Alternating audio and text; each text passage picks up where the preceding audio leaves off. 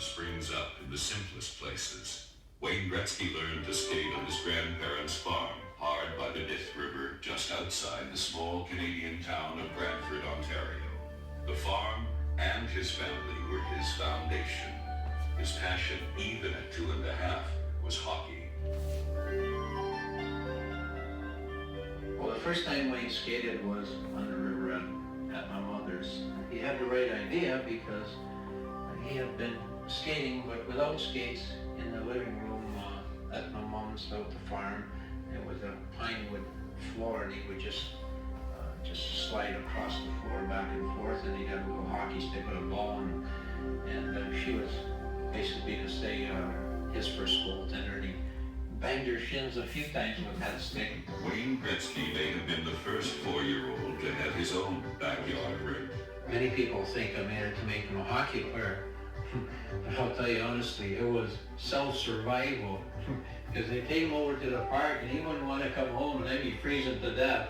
I would skate for 7 or 8 hours a day. People would say, boy, how could you practice that much? And I think, looking back at it, if I would have considered it practice, I probably wouldn't have done it. I considered it fun, and that was my enjoyment of life. I would usually skate from about 7 to 8:30 and come in, go to school, come home at lunch, and then I'd be on the ice from 3:30 till my mom would make me come in for dinner, and then I'd have dinner, rest for a few minutes, and go back out. And it was religious for me. I never missed. It was like that was my enjoyment in life. He excelled in baseball, lacrosse, and track and field, but he was consumed by hockey. He watched the NHL on Hockey Night in Canada religiously, every Saturday night out at the farm. I've seen him when he was a little kid, have his hockey equipment on in the middle of the summer. It'd be 95 out. He'd be roasting, but he'd be running around there with a ball and a hockey stick. At 5, he could stick handle better than most 12-year-olds. At 8, he was scoring almost at will. At 9, he became a national curiosity. Not yet 10, Gretzky had scored his 1,000th goal.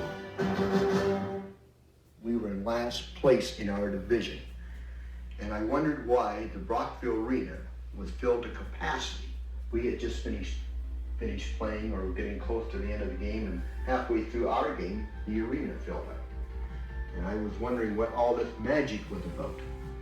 And all of a sudden, the Brantford Hockey Club came on the ice, and it was Wayne Gretzky, a person with white gloves on. I had never seen the boy play, and that particular day, he played left wing, he played right wing, he played center, left defense, right defense. He played every position but goal, and if my memory serves me correctly, he got 4 or 5 goals that day. He so loved the game that he often played in 2 leagues. On one occasion, he helped win an out-of-town game, then was rushed to help save another just hours later. We were losing 5-1, 6-1, I guess it was. And all of a sudden I got tapped on the shoulders that Wayne was on his way. Well, that went through the arena like, wildfire. Wayne's on his way, Wayne's on his way, is all you could hear. So, of course, I said, my other players, I said, just all you have to do is hold on. I said, Wayne's coming, okay. So that was that part. When Wayne got there, when the game ended up, it was 6-5 for Brantford. We had won the game. It was a time like never before in Canadian hockey. A 10-year-old boy was selling out 16,000-seat arenas. He was a bubblegum wizard, scoring a staggering 378 goals in one season. He wouldn't go around saying, well, I'm the best, I'm going to be the best. But he always just wanted to be the best. He always loved to win. Of course, everyone in their family, the kids, they can't even play cards without fighting because they all want to win. So good was the kid from Brantford that he earned a moment with the reigning king of hockey, Gordie Howe. As it is in many small towns, fame is often followed by resentment. He had become more famous than the town's most historic figure, Alexander Graham Bell. I became a little bit of a small celebrity in a small town where I excelled in sports. And And what happened was, there became no in between for people. Either they loved me and they treated me with, carpets, the red carpet treatment, that sort of thing, or they hated me, they're envious or disliked me. There was never anybody that really treated me as, quote, Wayne Gretzky the student or Wayne Gretzky the athlete. At 14, the pressure of performing in Brantford became too great for the young sensation. The Gretzkys challenged the Canadian amateur hockey laws for the right for the young star to play elsewhere. The Gretzkys won, and the teenager moved in with family friends in nearby Toronto. Wayne Gretzky simply wanted to become lost in the crowd. The brilliance of his play, even as a 14-year-old playing Junior B hockey, was simply too glaring to miss. He was then drafted into Junior A by the Sault Ste. Marie Greyhounds. Now at 16, the high school freshman would be playing against bearded and burly 200-pound men. He again would be Rookie of the Year. Already wearing his trademark number 99, his extraordinary play earned him an invitation to represent Canada in the World Junior Championships. All along I expected not to make it because I was so young. I made the team. I ended up having a very solid tournament, and I made first team All-Star center.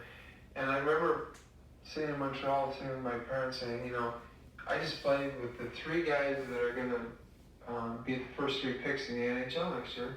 And I felt that I played as well as they did against the best competition in the world. And if they can play professionally, I remember saying that I can. Nelson Skelbania, the maverick owner of the World Hockey Association's Indianapolis Racers, agreed. Skelbania signed 17-year-old Wayne Gretzky to a whopping contract. Still, there were those who predicted his downfall. Rumored to be in a financial squeeze, Skelbania liquidated his prime hockey asset, selling Wayne Gretzky to Edmonton of the WHA. And so, the little kid who had practiced into the night began what would be a storybook career with the Edmonton Oilers.